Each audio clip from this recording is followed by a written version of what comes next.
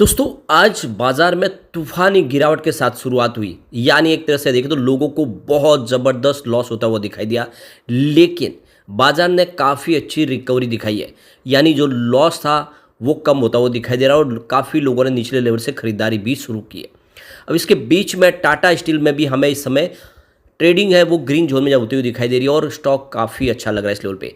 तो क्या टाटा स्टील में खरीदारी करनी चाहिए? यहाँ पे कुछ बड़ी ब्रेकिंग न्यूज निकल के आ रही है जिसको इस वीडियो के माध्यम से डिस्कस करेंगे। ब्रोकरेज हाउस की कुछ राय निकल के आ रही स्टॉक को लेकर, वो भी समझने की कोशिश करेंगे। क्या टाटा स्टील इस लेवल पे काफ़ी अच्छा लग रहा है? क्या खरीदारी की जा सकती है? क्योंकि इतने भारी भरकम गिरावट के बाजार में भी किसी स्टॉक का ग्रीन में ट्रेड करना बड़ी बात हो जाती है। और वैसे भी स्टील सेक्टर को लेकर इस समय मार्केट एक्सपर्ट बहुत ज़्यादा बुलिश है। चाहे चाइना के बाजार में या यूएस के बाजार में इस समय डिमांड दिखाई दे रही है और इंडिया के बाजार में तो ऑलरेडी पहले से ही डिमांड अच्छी दिखाई दे रही है।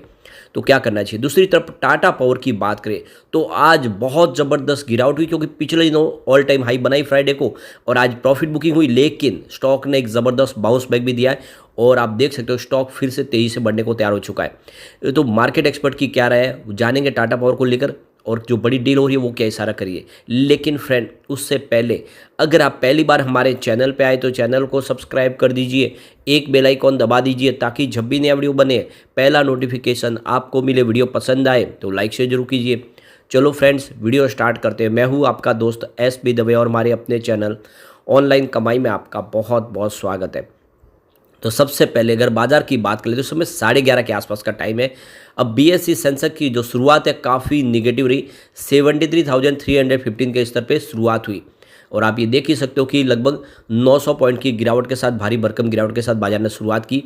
और उसके बाद दिन में जो गिरावट है आप देख सकते हो कि वो उस लेवल से कुछ रिकवरी अभी समय देखने को मिल रही है। ये अच्छी बात है। आप देख सकते हो कि बाजार जो है इस समय 73,708 के स्तर पे, जहाँ पे 536 पॉइंट की गिरावट है।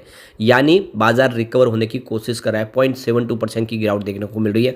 तो जिस तरह से एक पैनिक सेलिंग शुरू हुई थी उस पर थोड़ी सी अभी ब्रेक लगती हुई दिखाई दे रही है और बाजार अभी इस समय बड़ी गिरावट के मूड में दिखाई नहीं दे रहा है। अब टाटा स्टील की बात करें, स्टॉक की शुरुआत निगेटिव हुई 161 पर, क्लोजिंग थी फ्राइडे की 163 के आसपास। इंट्राडे में 158 का लो भी बना, यानी स्टॉक के अंदर गिरावट हुई। लेकिन निचले लेवल से जिस तरह से खरीदारी लौट के आई, 164 का इसने हाई बनाया और इस समय 163 के आसपास स्टॉक ट्रेड करा है, जहाँ पे 0.24% की तेजी देखने को मिली है। तो बाजार अगर यहाँ से ज़्यादा नहीं गिरता है तो यहाँ पे एक अच्छी तेजी की संभावना बन रही है। अब इसकी परफॉर्मेंस को देखें तो 5 अप्रैल को स्टॉक 163 के आसपास था, जहाँ पे कोई अपडाउन देखने को नहीं मिली। 8 अप्रैल को स्टॉक आ गया 165 के आसपास, जहाँ पे 1.1% की तेजी देखने को मिली। 9 अप्रैल को स्टॉक की क्लोजिंग 166 के आसपास है, जहाँ पे 0.5% की तेजी बनी और 10 अप्रैल को स्टॉक 165 के आसपास है, जहाँ पे 0.6% की गिरावट हुई। 12 अप्रैल को 163 के आसपास स्टॉक की क्लोजिंग थी, जहाँ पे 0.9% की गिरावट हुई। तो पिछले 2 ट्रेडिंग सेशन से यहाँ पे कुछ गिरावट हो रही थी, उस पर आज देख सकते हो एक तरह से ब्रेक लगाया और गिरते बाजार में आज काफ़ी अच्छा प्रदर्शन करता हुआ दिखाई दे रहा है।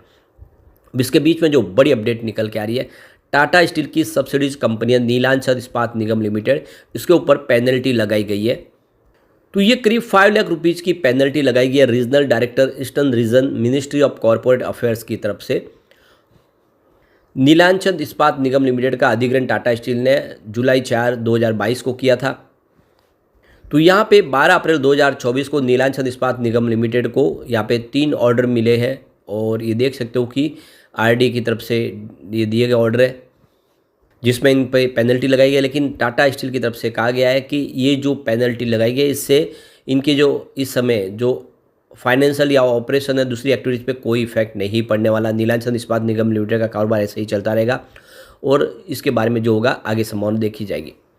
अब दूसरी तरफ देखें तो brokerage firm JM financial service ने बाय की रेटिंग दी है टाटा स्टील को लेकर और आप देख सकते हो कि यहाँ पे टारगेट थोड़ा सा चौंकाने वाला है, जो 145 के आसपास है। यानी इस समय करंट प्राइस 163 के आसपास है, उस हिसाब से 145 का टारगेट देकर उन्होंने बाय की रेटिंग दी है। अब यहाँ पे टाटा स्टील को लेकर अवधूत बेकर स्टॉक बॉक्स की तरफ से जो उनके टेक्निकल एनालिस्ट है, उन्होंने यहाँ पे देखो कि 160 के आसपास खरीदारी की सलाह दी है। और यहाँ पे देख सकते हो कि उनका जो कहना है कि यहाँ पे 170 से लेकर 167 की रेंज के आसपास एक सेलिंग प्रेशर दिखाई दे सकता है। लेकिन इस प्रेशर को झेल गया स्टॉक तो फिर आने वाले समय आप देखें तो ये स्टॉक जो है 200 का टारगेट दिखा सकता है। एक सपोर्ट 160 का है जिसको आप स्टॉप लॉस बना के इसमें निवेश कर सकते हैं, आपको 200 का टारगेट देखने को मिलेगा, ये अवधूत बेकर का कहना है।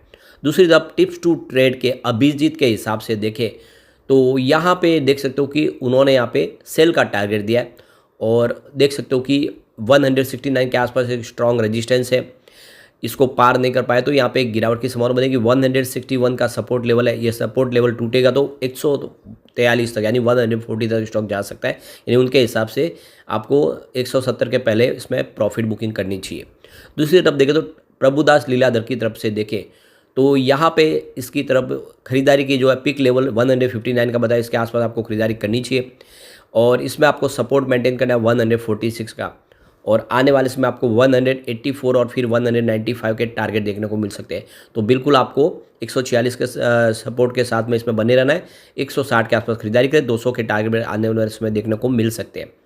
यहाँ पे स्टॉक इस समय 5 day, 10 day, 20 day, 30 day, 50 day, 100 day और 200 डे मूविंग एवरेज से ऊपर ट्रेड कर यानी बुलिश जोन में स्टॉक दिखाई दे रहा है। अब यहाँ पे फरवरी के शेयर होल्डिंग पैटर्न भी हमारे सामने आ चुके हैं। आप देख सकते हो कि यहाँ पे प्रमोटर ने होल्डिंग कुछ ट्रिम की है। सितंबर में 33.90% होल्डिंग थी जो दिसंबर में 2023 में 33.70% हुई, फिलहाल 33.19% की होल्डिंग है फरवरी में। यहाँ पे अगर हम एफआई की बात करें तो उनकी होल्डिंग भी यहाँ पे कुछ कम होती हुई दिखाई देगी। 20.31% होल्डिंग थी सितंबर में, दिसंबर में ये 20.01% हुई और फरवरी में ये 19.37% हुई, यानी फरवरी में एफआई ने भी कुछ प्रॉफिट बुकिंग की है। इसके अलावा अगर हम बात करें डीआई की तो 22.20% होल्डिंग थी सितंबर में जो 23.15% हुई दिसंबर में, बड़ा ही होल्डिंग, लेकिन इस समय मामूली सी होल्डिंग कम हुई है, 23.07% के आसपास होल्डिंग है। गवर्नमेंट की यहाँ पे 0.16% की होल्डिंग है जो लगातार बनी हुई है। जनरल पब्लिक की बात करें उनकी 23.43% की होल्डिंग थी सितंबर में, दिसंबर में घट के 22.99% हुई, लेकिन फिलहाल फरवरी में जनरल पब्लिक की होल्डिंग भी बढ़ चुकी है और 24.21% के आसपास आ गई है। तो कुल मिला के देख सकते हो कि काफ़ी अच्छा निवेश अभी बना हुआ है। सबसे जो बड़ी बात है कि जनरल पब्लिक के पास भी उतनी ही होल्डिंग है जितनी डीआई के पास है और इसीलिए आप समझ सकते हो स्टॉक वाकई में मजबूत है। इन्वेस्टमेंट का ये अच्छा मौका है अगर आप लॉन्ग टर्म के लिए होल्ड करते हैं स्टॉक को। अब चलते हैं टाटा पावर की तरफ।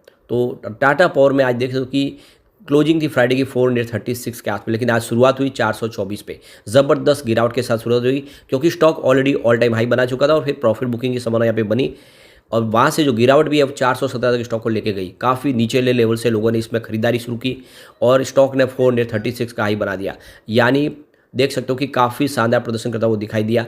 जहाँ पे प्रीवियस क्लोजिंग थी वो आज की हाई बनी है, ये सबसे बड़ी बात है। तो एक तरह से स्टॉक ने जो गिरावट थी वो सारी की सारी यहाँ पे थमती हुई दिखाई देगी। इस समय 438 के आसपास स्टॉक ट्रेड कर रहा है, 432 के पास, सॉरी, जहाँ पे 0.98% की मामूली सी गिरावट है, लगभग 1% के आसपास की गिरावट है। जो गिरावट लगभग 4% के आसपास थी वो अब 1% के नीचे आ गई है। ऐसे में स्टॉक के रिकवर होने की संभावना काफ़ी ज़्यादा है। अब आप देख ही सकते हो इसने कल एक ऑल टाइम हाई बनाई थी 439 की और क्लोजिंग थी वो 436 के आसपास हुई थी। आज भी 436 को इसने छू लिया है, यानी समझ सकते हो कि स्टॉक में लोग इस लेवल पे काफ़ी अच्छी खरीदारी करें और अभी भी टाटा स्टॉक ये पावर जो है वो आगे जाने को तैयार है। अब यहाँ पे देख सकते हो कि मार्केट एक्सपर्ट है इस समय जो कुछ स्टॉक के ऊपर बुलिश है जिसमें टाटा पावर भी शामिल है। तो देख सकते हो कि अल्फा बोट कैपिटल के संकेत ठक्कर ने यहाँ पे टाटा पावर में खरीदारी की सलाह दी है और आप देख सकते हो उन्होंने नज़रिया यहाँ पे पॉजिटिव रखा हुआ है अपना।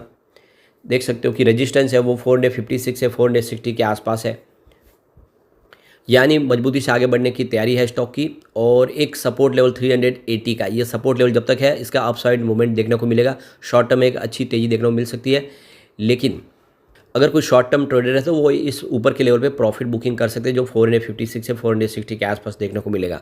लेकिन जो लॉन्ग टर्म नजरिया जिनका है उनको बने रहना है, आने वाले समय अच्छा रिटर्न देखने को मिल सकता है टाटा पावर में। वैसे भी टाटा पावर की बात करें तो कंपनी फॉसिल फ्यूल्स और नॉन फॉसिल फ्यूल्स दोनों में ही काम कर रही है और कंपनी लगातार सोलर प्रोजेक्ट में तेज़ी से आगे बढ़ रही है। इनका पोर्टफोलियो बढ़ रहा है, इंस्टॉल कैपेसिटी बढ़ रही है। इसके अलावा ईवी चार्जिंग में कंपनी लगातार माइलस्टोन अचीवमेंट कर रही है। बहुत सारी पार्टनरशिप कंपनी कर चुकी है अलग अलग शोरूम के साथ जो ऑटो सेक्टर के हैं या फिर बहुत सारे जो पेट्रोल पंप्स हैं उनके साथ में, जिससे वो हाईवे के ऊपर एक जाल बिछा रहे ईवी चार्जिंग का।